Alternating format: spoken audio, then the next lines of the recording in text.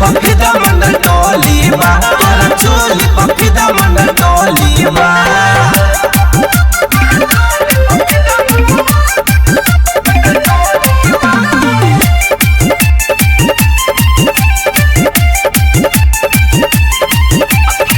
अखिया तोहर नीला पीला, पहनलू कपड़ा ढीला हो,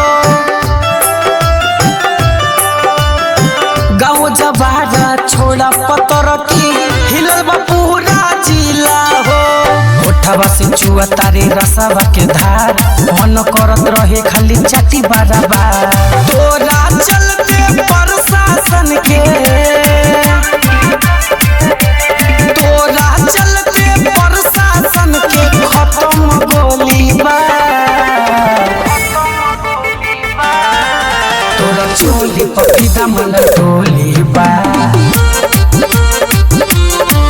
तोरा चोली पफिदा मन डोली बा, तोरा चोली पफिदा मन डोली बा।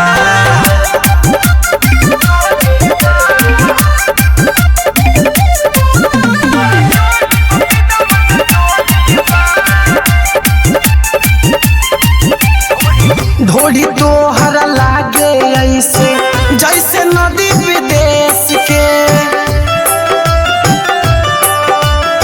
चोली पदीला आइल बाटे राइटर राकेश के। बॉडी के बनावट तोहर बाटे उच्च खाला, कर न मनो या जब भर दी मसाला। कमर ठीक से हिलावा सबके,